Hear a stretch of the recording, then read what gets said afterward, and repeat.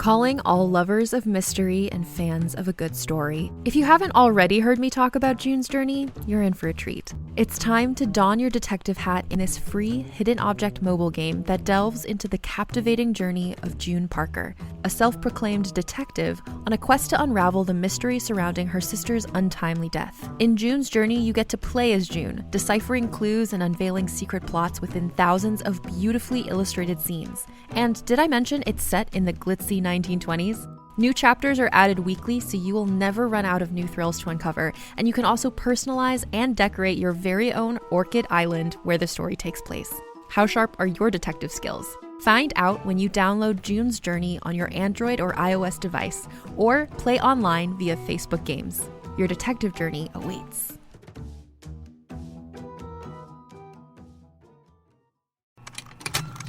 Contained herein are the heresies of Radolf Burntwine, erstwhile monk turned traveling medical investigator. Join me as I uncover the blasphemous truth of a plague-ridden world, that ours is not a loving God, and we are not its favored children. The heresies of Radolf Burntwine, coming January 2nd, wherever podcasts are available.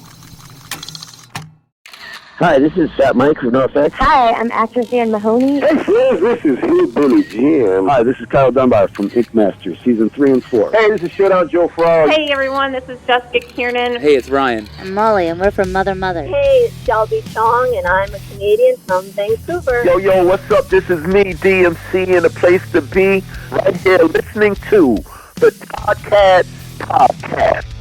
Have you ever messed up on the job and had to bite the bullet and kind of just fess up to what happened? The reason I ask is because that happened with me and this week's sporting guest, Bellator MMA fighter Denise Kielholtz. We had a 35-40 minute Zoom. Great chat. I mean, she told some incredible stories. And when she hangs up from the call, the audio and the video didn't dump down from Zoom like it normally would. So I had to email her back and I'm like, thank you so much. Great chat. Any chance you want to do it again? She goes, for sure. Just let me know when. And I'm like, right now. So she jumped on. We did another interview and I tried my best to give her a bit of a different take, completely different interview, really, which is tough on my end, but it's even tougher on hers to still sound and be interested and engaged. That said, it's a really good conversation with fighter Denise Kielholtz this week. Now, joining Denise is longtime podcast buddy and longtime Canadian radio personality Lochlin Cross is a guest. He's the current morning guy for 95.7 CRUZFM in Edmonton, Alberta. You're going to hear from this week's musical guest in just a second. Now, coming up in about 15 minutes, in Listen to This, Seether drummer John Humphrey talks about the best drummers of all time, from Buddy Rich to Dave Grohl, John Bonham, Chad Smith, and a bunch more. And coming from one of today's best rock drummers, it's pretty cool to hear him giving props to those who inspired him. That is powered by our friends at Tedco RV Supplies out in Langley. RV service and repair, ICBC accredited. Find them online at TedcoRVSuppliesInc.com. First, our first guest of three, this week's musical guest, Blacklist Royals drummer Rob Rufus. That is brought to you by Pineapple Sound. It's a recording and mixing studio out in Langley since 2013. They welcome podcasts, voiceover actors, pretty much anything you can do in a recording studio. Talk to them. They're online at pineapplesound.com.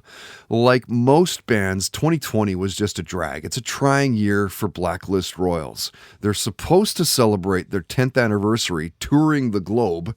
Instead, they settled for recording the 3-day Doomsday Girl EP. The band was formed by twins Nat and Rob Rufus. Catchy, up-tempo punk rock. Interestingly, the songs you hear on that new EP came about when the band was working on the film adaptation to Rob's memoir, Die Young With Me, which in part explores Rob's battle fighting off stage 4 cancer. You'll eventually hear the 3 songs on the EP, along with some other songs as well, in the movie that they're currently working on. Had a great talk with Rob. He's a great guy, open, honest, engaged, interested. His full talk is right now posted at our iTunes, Spotify, SoundCloud, YouTube accounts. Search it out with a simple Toddcast podcast. In the meantime, here's 10 minutes with Blacklist Royals drummer Rob Rufus.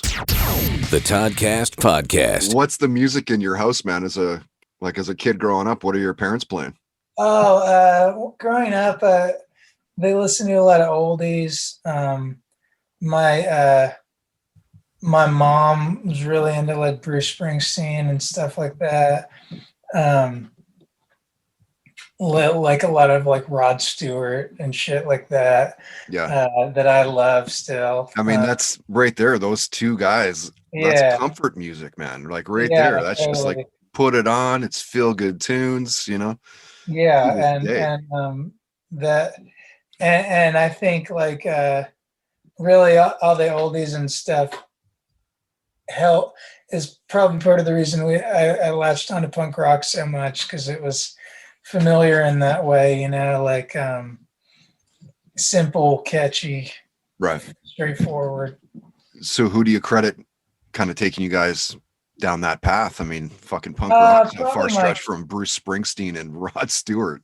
Yeah, probably our cousin Anthony, like we grew up in West Virginia, which is like the middle of nowhere, and there was no punk rock at all. And he lived in Richmond, Virginia, which is like a pretty big punk rock city, like Strike Anywhere and Amberetta, and there's a lot of cool bands from there.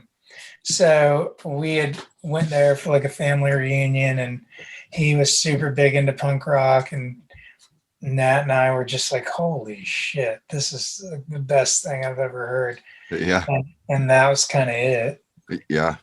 What was the first concert that you saw?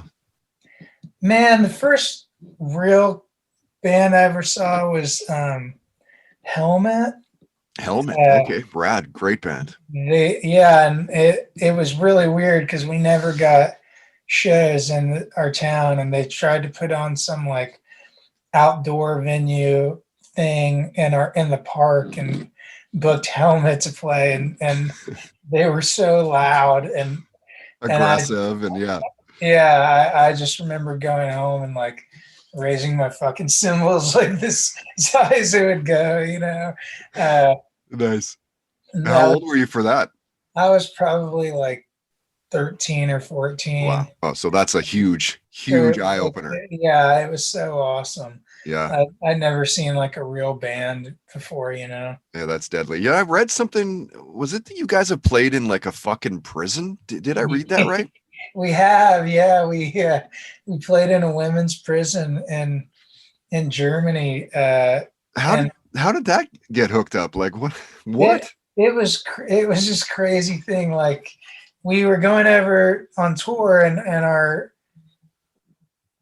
booking agent, I think it was like, if you guys want to do a day, like whatever town it was in, I don't even remember the fucking town, but like whatever the town was, they were like, if you guys want to do a day show at the prison, you'll get paid like 5 times as much as you're getting paid at the actual show.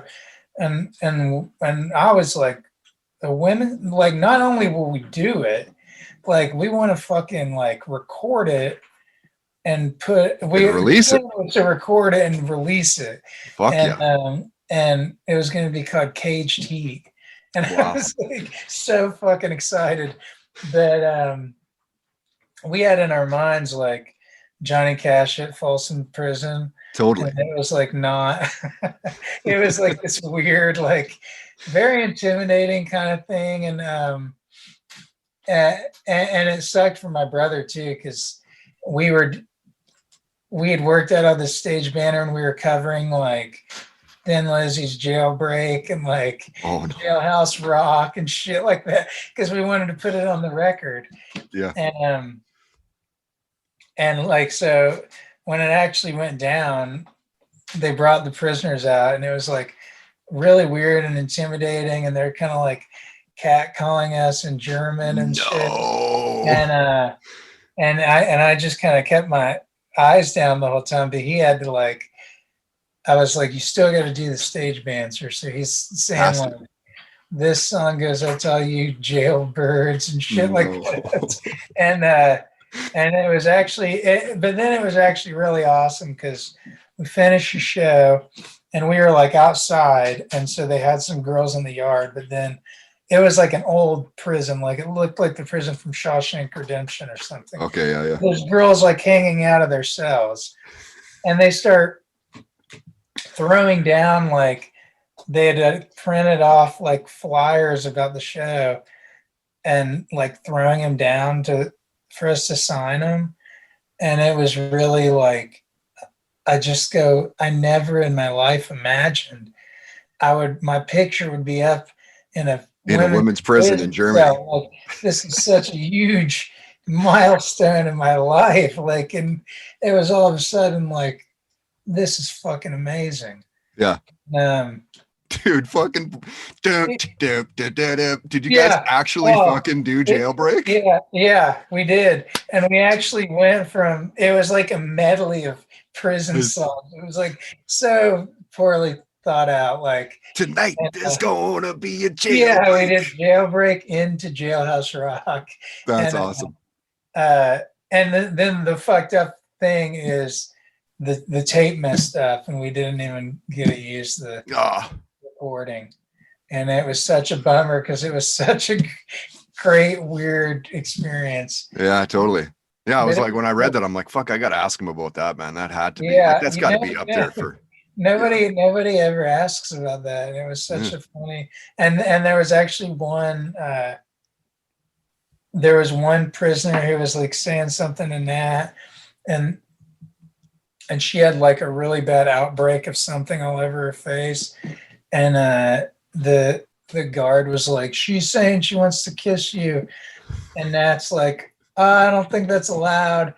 And he goes, no, it's fine. And let her out. And she comes over and like plants this huge kiss on him. And the next day he woke up and he had shit all over, breaking out on his face. No. Oh my God. Something to remember me by. Yeah. And for the rest of your fucking life.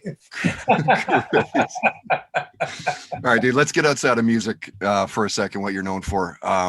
What are you binging, man, right now? Pandemic, you got tons of time. What are the shows you're binging? Oh, what shows am I binging?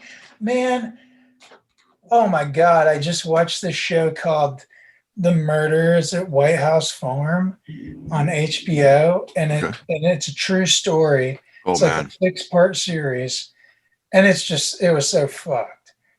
And dude, I get into those as well. I can't remember what was the name of the one, something Ramirez, the San Francisco Richard killer. Ramirez. Fucking dude. If you haven't seen that on Netflix, man, it is. I haven't watched it yet. I know what you're talking about. Like it's just, most serial killers like that, they'll have like a rhyme and a reason. It's like, it's white girls between 18 and 30 or whatever, and it's in a taxi all the time, it's this or whatever. Like there's always an MO. But this Ramirez guy was like fucking kids and women and men and blacks and whites, Latinos, didn't give a fuck. Like just the creepiest shit. I actually know somebody whose aunt was almost picked up by him. And he like invited her and her friend to a party, and the friend wanted to go because she thought he was cute, and she's like sensed something off about him and was like, fuck that. And then like 2 weeks later, they arrested him. Yeah, and they arrested him based on a fucking shoe print, bro. Unreal. It's unreal. Like, and now I'm watching this show called Snowfall. That's like really cool. It's about, which is also a true story and totally fucked up. Like the crack epidemic in the 1980s and on the West Coast in California, and how that was funded by the CIA. And really, which is true, because the CIA, Reagan was doing all that shit in the Middle East or in the South America with the Sandinistas and stuff, and like funded that by having the CIA sell these drugs, which ended up becoming crack cocaine. And like, it's such a fucked up story, but it's really interesting. You get into the superhero stuff like the WandaVision and Man, I like that show, Doom Patrol. Oh yeah. I thought that was really cool, and I loved fucking superheroes, man. When I was a kid, and like I never got into like I haven't let myself get into all those Marvel Universe movies and shit, you know, like dude, man, that's a slippery slope, man. That's Once what you I mean. Like I haven't even ventured down that yet. Musical guests of the Toddcast podcast are powered by Pineapple Sound, providing recording and mixing services for a wide range of artists and genres since 2013. Check them out at pineapplesound.com.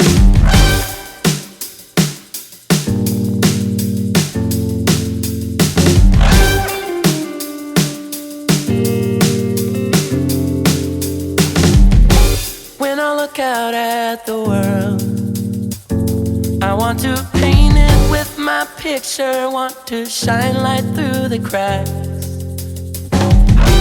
And I hunt in the night for my truth, chasing echoes down great canyons while the vultures stalk my youth.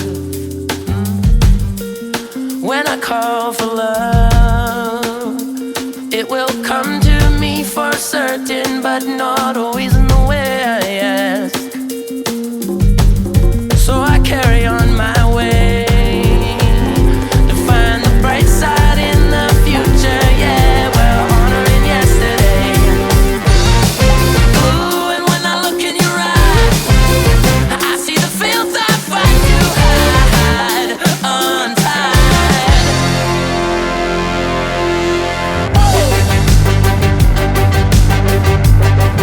I'm riding out to meet her.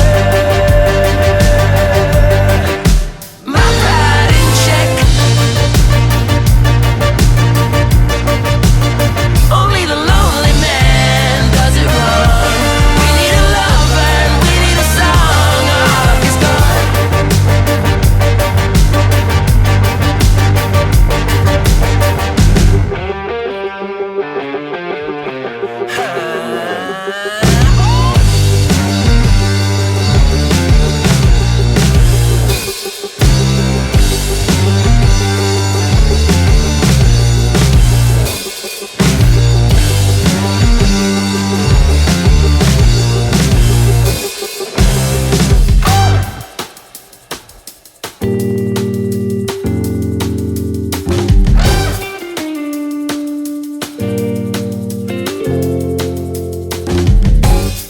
Where is the door around here? Cause I got to level up my spirit, yeah, until my vision clears. Layers and layers deep, and every threshold leaves me breathless, always restless in my sleep. And I see the young mother trying so hard, I see the man on his lawn like a guard, I see the dog in your eyes that would eat me alive. And I remind you that love's on your side, Canadian flag in the colors of blood, the other half white like a bad joke, the other half white like a bad joke, the other half white like a bad joke. Ooh, and when I look in your eyes, I see the filth I fight to hide untied. Yeah, I'm riding out to meet her. My pride in check.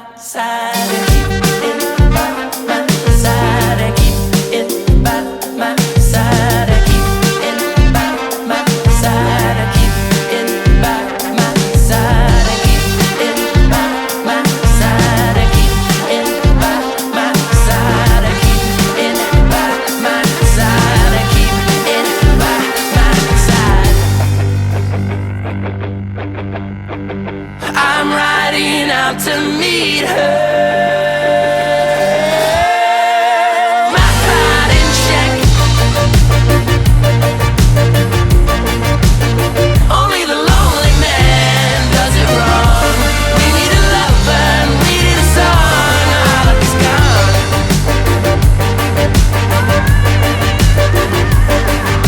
Say bye.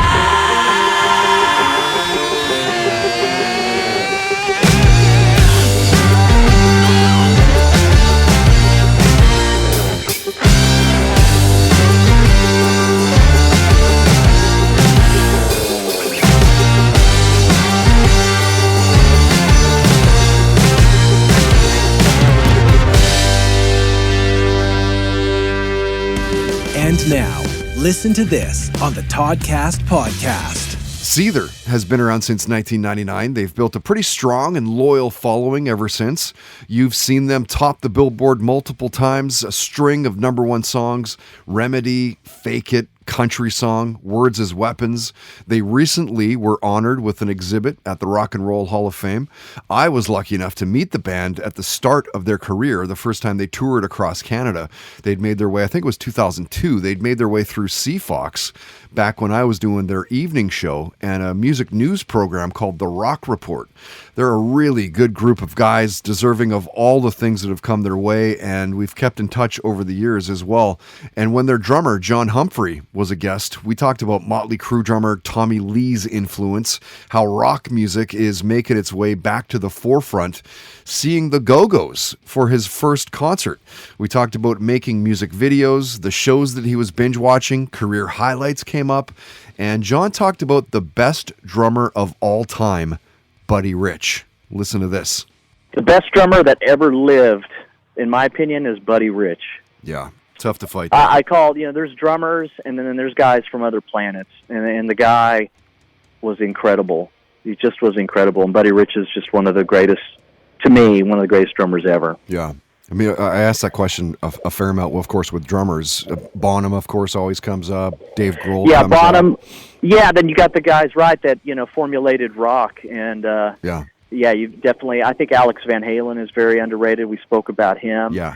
I love Steve Smith from Journey. Yep. Even Chad Smith. Oh, yeah. I love Chad Smith, man. Great drummer. Matt Cameron from Soundgarden. Oh, the Crusher. Yeah, now I guess I should say Pearl Jam. Pearl Jam as well. Holy, doing double duties in two of the biggest rock bands ever. Like, really? Yeah, that's a sweet gig. Listen to this on the Toddcast podcast is brought to you by Tedco RV Supplies in Langley, an ICBC approved repair shop. Find them online at TedcoRVSuppliesInc.com.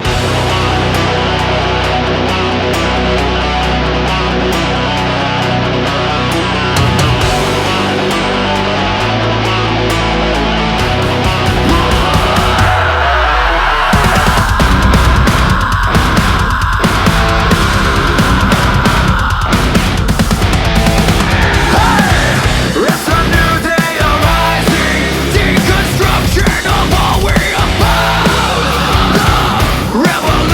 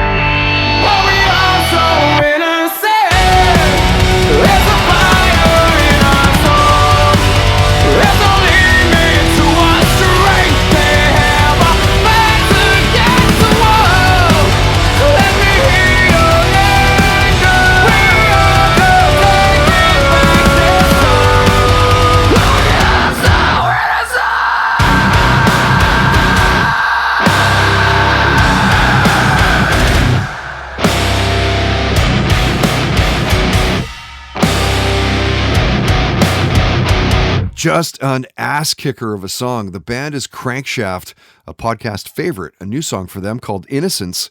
They did the official release of the song and video on our podcast just a couple of weeks back now. You can check it out through YouTube. We talked to the band. They talked about recording that with one of the Churko brothers in Vegas. There's been some changes within the band. There's a new guitarist. There's a new drummer. Well, not really necessarily new drummer. He's not super new. But with COVID and the lack of shows and almost everything kind of seems new when you hear about it. I played you Small Town Artillery, and that was their song called Only the Lonely, and one of my favorite Vancouver bands. I mean, it might be the Horns. Maybe it's Tom, the singer's voice. Just an awesome band live as well. They've played a show for the podcast, probably, I guess, maybe like a few years back now. Hopefully, once shit gets back to quote-unquote normal, we can get them out and maybe do another show for us. All right, Todd's Trolls is coming up in just a little bit. The stupid, mean, nasty, the hurtful things, the funny things that people say to what you post, what you see online. This week, Greta Van Fleet, Mortal Kombat the movie, and Snooker World Championships have targets on their backs. That, as always, powered by our buddies at The Garage, Games and Geekery in Maple Ridge. It's your place to play Warhammer, D&D, slay trolls, and a lot more. Check them out through garagegames.ca. First, let's do this. The second of 3 Toddcast guests this week is our sporting guest, Bellator MMA fighter Denise Kielholtz. That is brought to you by Joyce Heating Services, family owned and operated. Heating the Lower Mainland since 1960. How about that? And keeping you cool with air conditioning in the summer. You're going to know Denise Kielholtz from fighting in Bellator MMA. She signed with them back in 2016. This after losing her first pro MMA fight by submission in October 2015.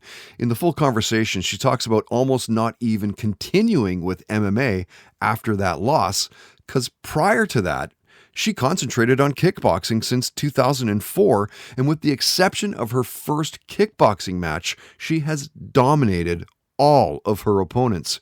Denise is based out of Amsterdam, the current Bellator kickboxing flyweight champ. She's the number 6 Bellator women's pound-for-pound ranking, number 3 in their flyweight rankings, a genuine badass, who it turns out is super nice. Remember, this interview is the second interview we did back-to-back, half-hour plus long interviews, one after the other. A great attitude. Always lots of laughs. I think you're going to like this one, especially if you're a fight fan and have followed Denise's career. The full conversation, definitely worth hearing. Search it out through Toddcast Podcast on iTunes, Spotify, SoundCloud, and YouTube. Till you hear that, here's 10 minutes with Bellator MMA fighter Denise Kielholtz. The Toddcast Podcast. There's also something about my mental part, and I'm so calm and I'm so relaxed that I just see everything coming, so that's why I don't scared or I'm not surprised in the cage or in the ring what someone is doing, because I already know that.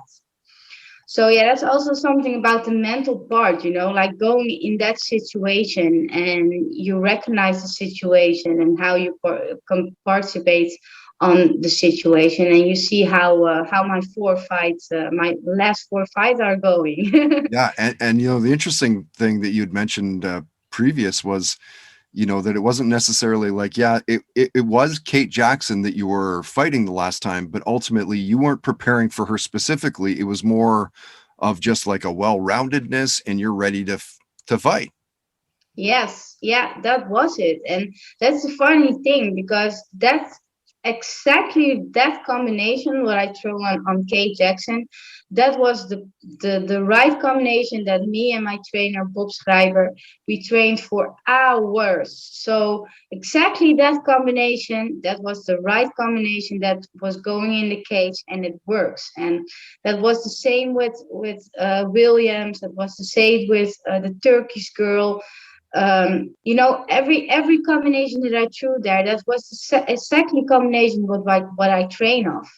So yeah, that's the good, and the confidence gonna build, because you're gonna see, hey, this really works. Our plan works, and we continue with the plan, not exactly with the exactly same combinations, but my trainer Bob Schreiber, he have a plan for me, and everything that he say, that works. So we continue with the plan, and I just follow his instructions, and I know that it's gonna be all right, and it's gonna bring the best MMA fighter in me. So I believe every word that he said, and I believe also that he's gonna make me a champion in MMA.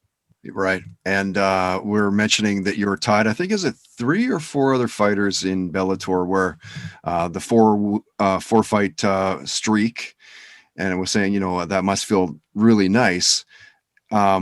When will you find out your next fight? Like, how much time will you have to prepare for something like that? Well, I'm already in preparation. I'm always in fight camp. So even if I have a call and you can fight next week, I am ready. You know, that's something that I'm really strict in. I'm always in training. So that's why if they coming with a last option, also sometimes in kickboxing before I had like 2 days, who you want to fight? Someone is canceled. Of course I can fight because I always train. So my fight camp starts like 8 weeks, but if I have to fight like next week, I'm also ready because I'm always in training. Right. Okay, interesting. And I'd mentioned that I don't even know if I want to try to get to where we were before with the where I said what's the most you've been hurt in a fight, and I was expecting you to say like, oh, somebody broke my arm, or, you know, I thought it was something like that. Yeah. But you know, maybe if you could quickly glance over what you had said, you know, it was an interesting perspective. It was something that I was not expecting from you. Yeah. That, you know, in fighting, because you give everything you have in a fight camp or in training in your whole life. You know, this fight is not for a fight camp, but it's just a life tradition. You know, I wake up and I train. I develop myself more as a fighter, as an MMA fighter, and there's a lot of work to do. So every day that I live for my dream. And if you're going in a fight, and even if you get hurt with a bruise or an eye cut or something, or even broke your bones, but the worst part of fighting, and I think of fighting in every competition, is losing. You know, the emotional part, like the physical part is really like, you get over it, but inside, that part is really, really like hurting a lot, you know, and that's why I'm saying, like, if I fight and I lose, after that mental part is really hard. Interesting. Now it's almost like it eats away at you. Like, are there fights that you felt you should have won that you lost, or do you go into every single fight going like, I'm going to win? Yeah, if I fight someone, I for 1,000% I have like the mindset that I'm going to win. But the funniest part is that with my first MMA fight in Bellator, I fight after my win for the world title kickboxing. Bellator asked me, "Are you able to fight also an MMA fight? Because now you win from everyone in the kickbox division. We don't have any opponents yet. So do you want to go to MMA?" But the funniest part is that 3 years before, I did an MMA fight. And that MMA fight, I was still doing kickboxing. And I thought, okay, I do judo, so I can do also an MMA fight. And I did the MMA fight and I lost. But really with a strange arm bar in the stand-up position, it was like crazy. And after that, I told myself, because it was not that I take it easy on it, but I thought, I was winning everything with kickboxing. I had black belt judo. So I thought at that time, I can do also an MMA fight, you know. Mm-hmm. But then it gets like worse, because then I go in there, I'm standing against a Brazilian girl, and she was really like on the ground, really good. And so I think I underestimate the sport. Because I standing there and I think I'm just gonna fight my kickboxing thing, you know. And then I got in an arm bar, really, really like tight, and I have to tap. And after that was like, I think 2015. That was like 5 years from now. Mm-hmm. And after that fight, after the MMA fight, I say to myself, I'm never ever gonna do MMA again. I'm not Really? good at it. This is not my thing. I thought I can do it, but I couldn't, and I lost. And that loss, that was also the emotional pain that I had, because in my face or something, I don't care, but inside, you get so hurt that it's like that's the worst pain you can ever have. And even that pain caused me that I was like bandit MMA in my life forever. So then I started kickboxing again, and then I start with Bellator kickboxing. And I win again a world title, and then again. And then after, so from I think 2 or 3 years from that fight that I lost, Bellator asked me, would you want to fight an MMA fight? And that first thought that I was thinking about, because I was like totally bandit MMA in my life, I was thinking, okay, how can what can I really do this again? MMA, I don't know if I'm really good at it. So I trained, but in the back of my mind, I still had that fight, that first fight. So I was like confident, but not really like the confidence that I always have. Right. And in that fight, it was in Israel against Jessica Middleton, and the fight for Bellator MMA. And the crowd was like boom, and Jessica Middleton was also a really good fighter. She was really good in the stand-up, and she had also like the purple belt in BAA. So I thought, okay, that was really like my mind was there, so focused about other side, can I do this? And the other side, you have to do this. So that was a confusing part, the mental issue. But that was what when my husband, Hesty, he saw in my face before we walked into the cage. He saw my face from, hey, you're not like Denise that I used to know, because then the little thoughts in my mind came, hey, think about the first MMA fight that you fought, you lost, you cannot do this, do this, and then you get smaller, and I was already standing on the catwalk. And then my husband told me, wake up, this is your dream. You want this, you're standing here, look at the crowd, look at the cage, this is your dream. Don't think about the past, think about what you are doing now. So he's just giving me that wake up call, and I'm walking on the catwalk and I'm thinking, yeah, what the hell am I thinking about? Snap out of it. I'm not gonna lose. And then after that fight, I think I was never ever so happy in my life before than that fight, because just like 10 minutes before the fight, I was thinking, hey, can I really do this? And then after that, because I won in 30 seconds, I won with an arm bar. Oh yeah. And that was something, that I was so happy that you win from your mind. It's not the win from Jessica Middleton or the win in the fight, but that was really like a victory for my mind, because 10 minutes ago I was thinking about losing, and now I'm standing here dancing and celebrate my win. So how crazy a mind can change like the whole situation, the whole direction. But after that fight, I knew, okay, this is what I want to be the champion in. And I still have that 1000% focus. Sporting guest visits of the Toddcast podcast are powered by Joyce Heating Services, a family-owned and operated heating business serving the Lower Mainland since 1960. Online at joyceheating.com.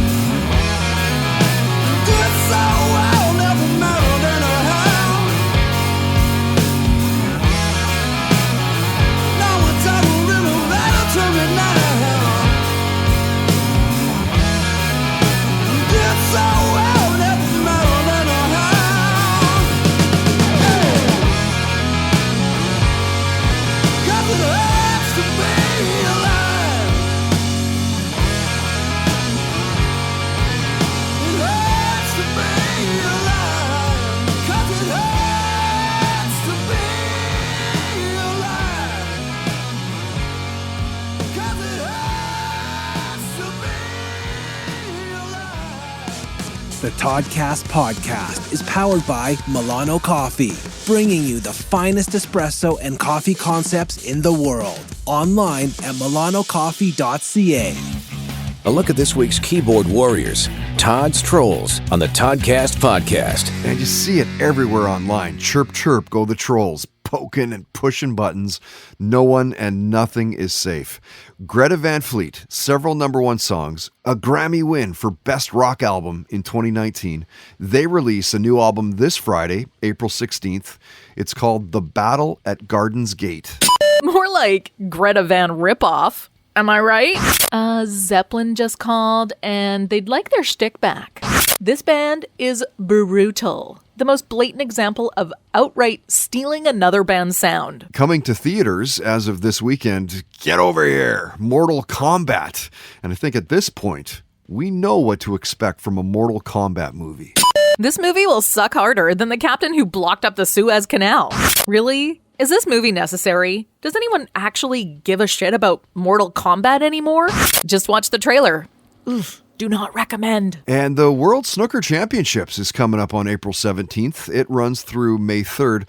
You know, back in the day, I used to be not too bad at the old billiards.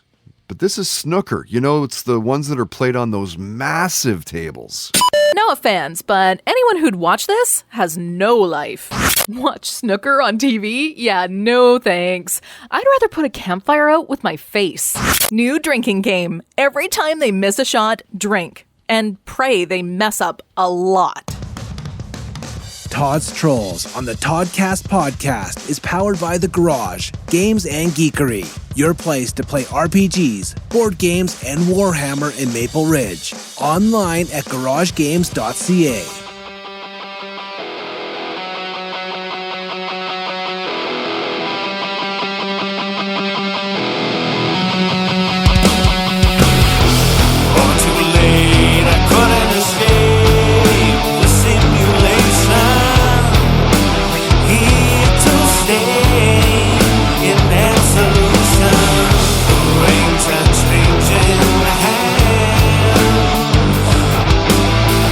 I've been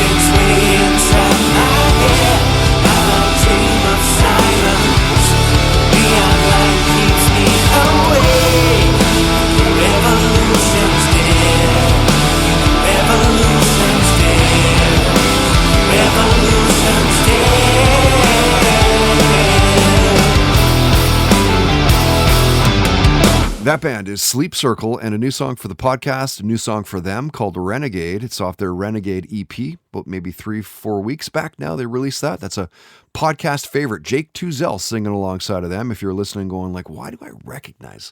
It's Jake. We love Jake. They did a live stream about maybe 3 weeks back as well at Rain City Recorders. It was fantastic. Really well done. City Zero Films did the visual stuff. Just a killer job all around. So kudos to everybody involved with that. And you heard Good Is Gone, and that was their song called Tall in the Saddle, and that's just one of the new projects that Matt Wood is currently working on. You'll best know Matt from his time as the drummer-singer of Pride Tiger. Super talented dude, really good guy. We talked to them about playing a show for the podcast at the Railway, but this is just prior to COVID stalling the entertainment industry since last March. So I would imagine that once things get kind of turned around, and assuming we get shows happening once again downtown Vancouver, you'll likely get the chance to see Matt's new band again. Good Is Gone, and you know that they will absolutely bring it live. Speaking of live music, find those pandemic distanced and live stream shows with the indie scene at toddhancock.ca. Slowly but surely, things are starting to turn around again. The scene is coming to life. And if you're playing a show, maybe you're going to check out one, let us know about it. We'll post it at the website. Brought to you by Mystic Rhythms Rehearsal Studios, 40 plus years experience in the music industry. You can find out more about them through mysticrhythms.ca. Okay, our final guest of episode 244 is 95.7 CRUZFM Edmonton morning host Lochlin Cross. It's this week's entertainment guest, brought to you by Tomes. Let them help relieve stress and anxiety, ensure a good night's sleep. The first 7 nights are 100% free at tomes.com. That's TAUMMHOMS.com. TAUMMHOMS.com. Locke and I originally met way back, like almost 25 years ago, 1997, when I made my way to Prince George to do the evening show at CIRX, the Max FM 94. This is my second job in radio, and at the time, Locke was the midday guy and the music director for the station. He's a really good guy. We got along, especially considering that we're both music geeks.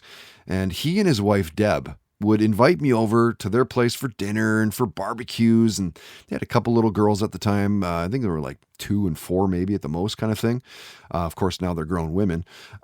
So we worked together for almost 4 years, or at least in the same building anyway, because about maybe a year into doing the rock station, I moved over and started to do the afternoons at a country station, but still in the same building. Locke, meanwhile, continued to do the music and on air for the Max. And when I moved to Vancouver to work at CFox, I don't think it was very long before Locke started working at the Bear in Edmonton, which is a fantastic rock station in their own right, in their own regard.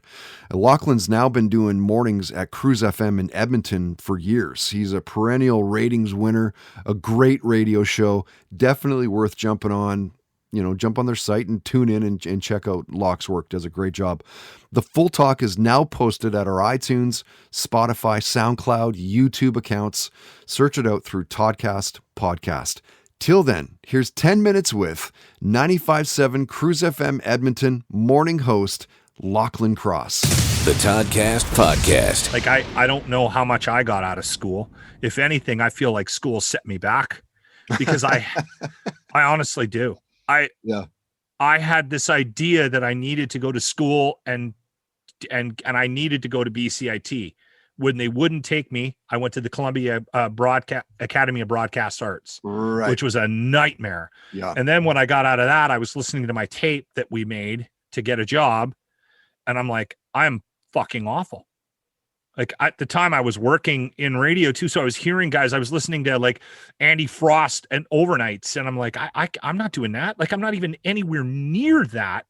I got to go back to BCIT. So I went back to BCIT. They put me on a wait list, and it's an interesting story about the connection that I have, because I know a couple of people that were supposed to go that year and ended up backing out for different reasons. But I ended up getting a call, and I was in 92, graduated in 94. And I remember not feeling comfortable, not hearing my voice and what I wanted to do until 97, sitting in front of Hartley Miller, filling in for Doug Elliott on mornings on the Max. I remember this clicking. Something clicked. I heard it. I interrupted Hartley Miller's sportscast because he was clearly a Habs fan, and I needed to let him know about that. Right. It was so obvious to me that he was just gushing about the Habs in BC, and I'm like, and I wasn't going to let him. And I turned off the voice and this idea of this radio personality that I was, turned it off, and I heard my voice in my headphones, and I went, hold on. I don't need to be that radio guy. I can be this guy. Right. Yeah. And then, like, I don't feel like I started radio until 97, and I was already 2.5 years into it. Right. Yeah. And that's, and as performers now, we know that that's what you need to do. Yeah. But also it's the hardest thing to tell somebody. Oh, just be yourself. Like, great. Like, first off, you got to know who you are. And then you have to factor in all of these like little nuances of like, what do you want people to know of Lochlin Cross? Like, you need to peel back those layers and let everybody know that sometimes you're a jackass, or sometimes you're sentimental, sometimes you're funny, sometimes and you need to know that everything that you say shapes the way that people think of you. It's scary, man. Like, you put your life out, you put your life out there for people to ridicule and mock in some cases. Yeah. Get thick skin from radio. Yeah, you for sure do. That's it. You hit on something there that I think is really important. And I mean, you gotta know who you are. You really do. And I don't know if you're any good in this business until you figure that out. And then it's a lifelong project, right? Oh yeah, dude.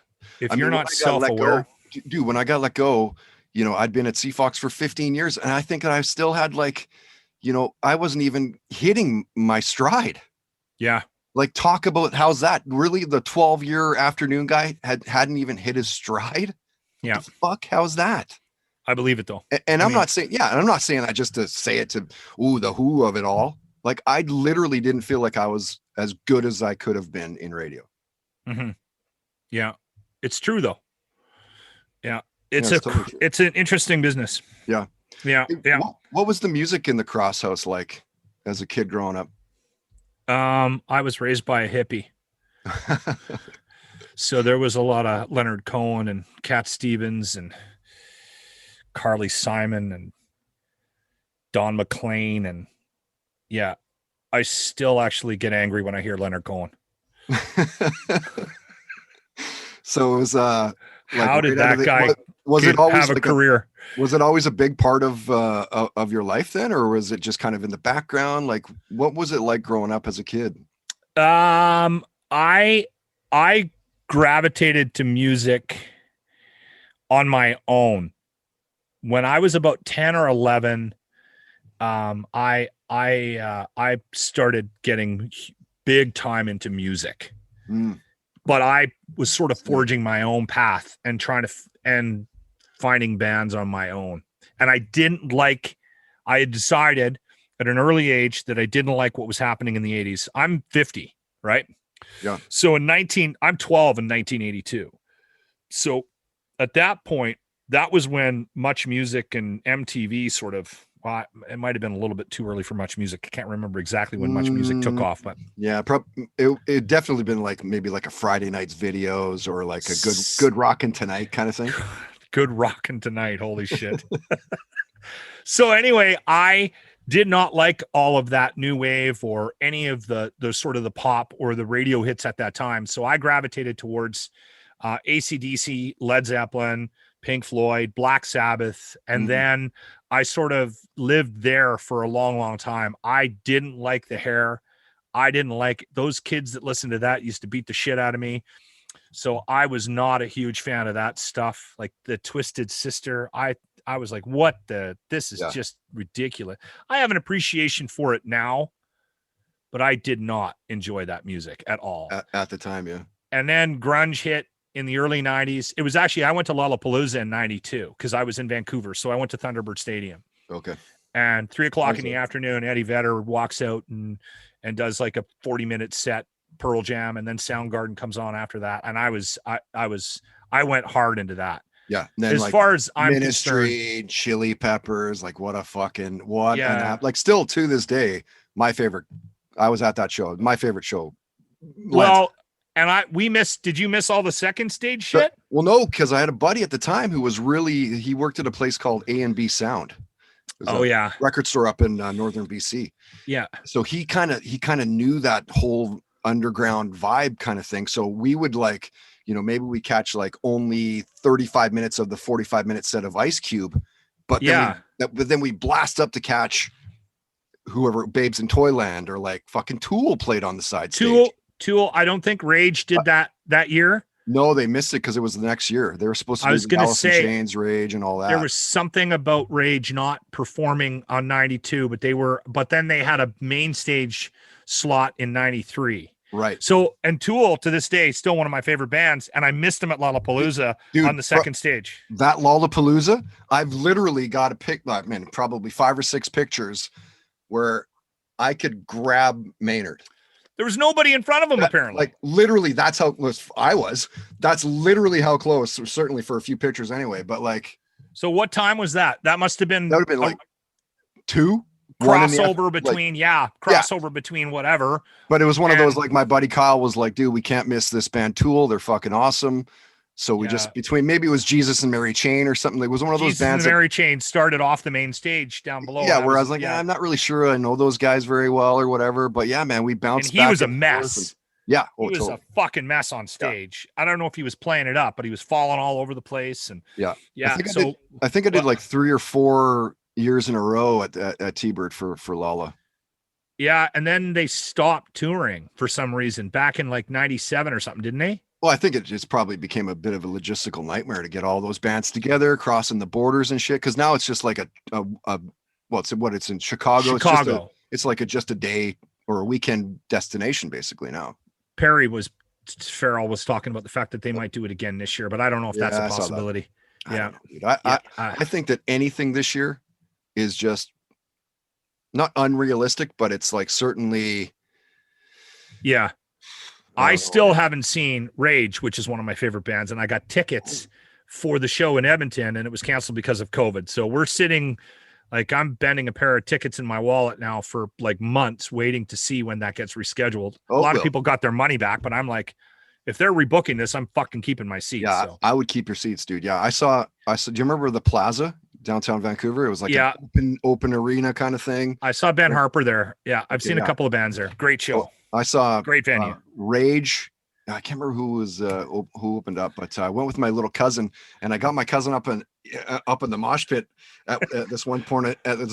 And he accidentally booted this kid right in the face, and like knocked a couple 2-3 teeth out of this kid, and there's blood spilling everywhere. We're like, holy fuck! Sorry, dude. Holy crap! And he just was like all smiles. It's all cool, man. It's all good. Like, Jesus, I know what to expect being up here. Yeah, man. Rage is awesome. Yeah. I think the funny thing about where we're at with radio now is and maybe I've been doing mornings too long, so I've lost the appreciation. How long have you been doing it for now? I left the Bear to do mornings, so 2015. Okay, 5-6 years. 5-6 years. But now, now I'm way more hyper focused on the. I don't worry so much about flow as I worry about content. What we're doing, how to keep people engaged. I mean, that's way more of a concern to me now, because it took me a lot of years to realize this, because you get into this business, and my first thought was I was going to get into programming because I had 2 kids, and I was hyper aware of the fact that radio on air, that career, you were not going to make a lot of money at it. Or you were going to, take a long time. Yeah. And so I was looking at the possibility of making $35,000 a year for 15, 20 years, or do I make 60 and I can afford a car? Entertainment guests of the Toddcast podcast are powered by Tomes, where quality sleep matters. Find out more at tomes.com. That's TAUMMHOMS.com.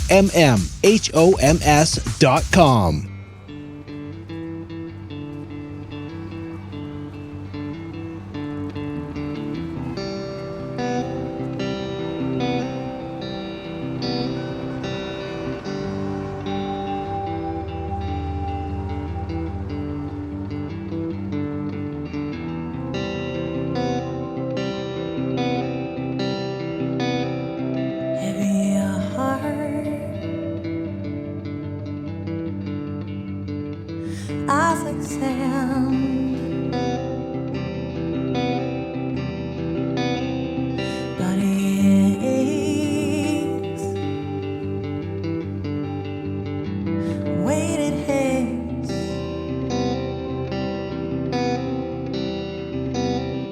sleepless again, as dawn breaks,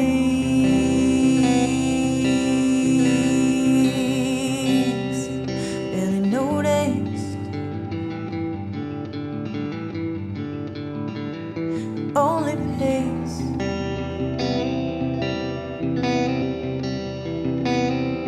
and you reap just what you sow. You reap just what you sow. You reap just what you sow. You reap just what you sow.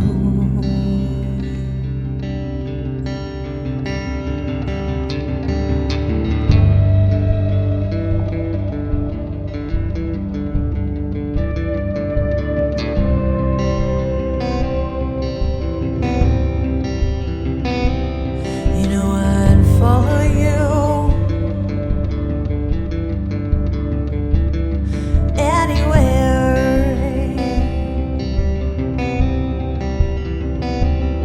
You'd rather go alone, but I think you're just scared. For you are made, but I've been setting myself short again. I'm wide awake.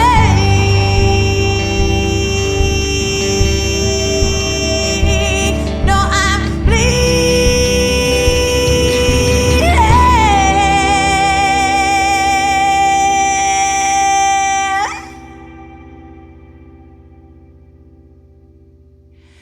and I'm just not what you need.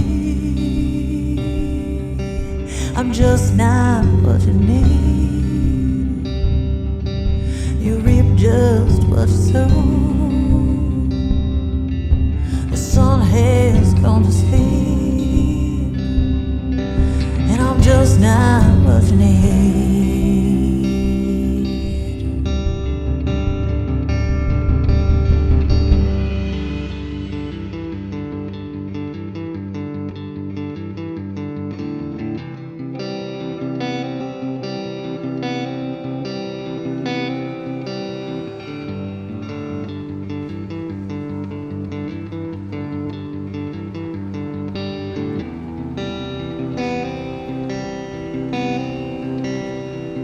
There you go, something unique from Emily Malloy. A new song for her, a new song for the podcast as well, Wide Awake. And you can find that one of 4 songs on an EP that Emily recorded at the Warehouse, Bryan Adams' studio in Gastown here in Vancouver. Last year she did that. It was on our Facebook page earlier today, and she was saying that you can expect a music video for that song, Wide Awake, in the coming months. Really looking forward to next week. Actor Chris Calhoun is a guest. I have an agent. I have a voice agent, commercial agent, theatrical agent, a print agent. Yeah. All these people, and a manager. And they're just not sitting on their duffs. Like if you don't work, they don't get paid either. And I've had some success here. Actually, years ago I auditioned for something through the channels, and I was back in Vancouver shooting it. It was a movie of the week. So that's pretty cool. I had to come down here to get the job back there, which is right normal for a lot of actors. Yeah. What's that? It's not that Vancouver's a great place. There's so many good actors, and I have friends who do really well. And I don't want to sound, it's not going to sound bitter. Like anybody who's wanted to do it, like you can go down the list: Ryan Reynolds, Ryan Gosling, Michael J. Fox, Lauren Green, Old School, William Shatner, Jim Carrey. Like you can go down the list. Yeah, all the SNL staff. Like, yeah, you've had to leave Canada. Yeah, to be accepted in Canada, if that makes sense. It's as weird, a actor. But then there's other actors like they do great, like Ian Tracy, Venus Cherzo, whom I know, I both know, and like they do great work and they're happy and they do really well in Vancouver. Mm-hmm. Yeah. You know? I mean, ultimately, it doesn't really matter where you are. If you're loving, what you're doing and enjoying the craft and you can feel that you're moving forward, like that's ultimately what it's all about, right? Mm-hmm. There's a really good conversation with Chris Calhoun. Can't wait for you to hear the whole thing next week. Joining Chris is Clutch singer Neil Fallon and a unified light heavyweight world championship boxer named Josh Taylor. It is a big week. Hopefully you can be there for that. Of course, I wanted to give a big thanks to this week's guests as well. Blacklist Royals drummer Rob Rufus. Dude, thank you so much for taking some time and jumping on. Looking forward to grabbing some drinks, some eats the next time you and the boys are in Vancouver. Bellator MMA fighter Denise Kielholtz, what to say, but thank you so much for being so cool. What a mess having to interview you back to back, but you were absolutely amazing both times. So thank you for understanding. I'm a big fan. Looking forward to seeing you get that flyweight title outright at Bellator.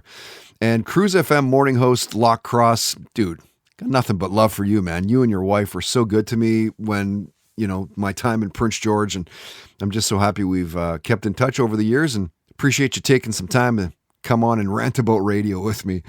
And I think that's going to do it for this one. Episode 244. My name is Todd Hancock. Thank you so much for listening all the way to the very end. If you like what you heard, please tell your friends as well. Subscribe on iTunes, Spotify, SoundCloud.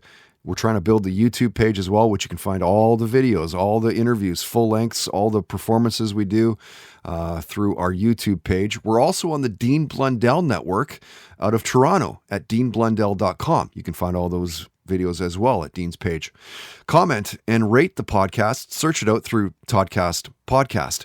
Huge thanks to all of our wonderful sponsors. You can find links to all sponsor websites at toddhancock.ca. If you'd like to sponsor the podcast, you can for as little as $10 a day. It's cheap.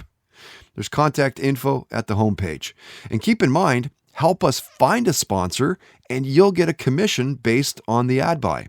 If you know a business that makes sense, send them our way. Till next week, don't be an asshole. Nobody wants to be around that. Have fun, play hard, and most of all, believe in yourself. The Toddcast Podcast. Keep in touch with Todd through Facebook, Twitter, and Instagram, and bookmark toddhancock.ca. Talmor, Sheshin Marachi. Talmor is my home. My family have worked the land for generations. My gran says the island does not belong to us, but we belong to the island. And we must be ready, for a great evil is coming, and death follows with it. Listen and subscribe to the latest season of Undertow, The Harrowing, a Storyglass production presented by Realm, available wherever you get your podcasts. Contained herein are the heresies of Radolf Buntwine, erstwhile monk turned traveling medical investigator. Join me as I study the secrets of the divine plagues and uncover the blasphemous truth that ours is not a loving God, and we are not its favored children. The heresies of Radolf Buntwine, wherever podcasts are available.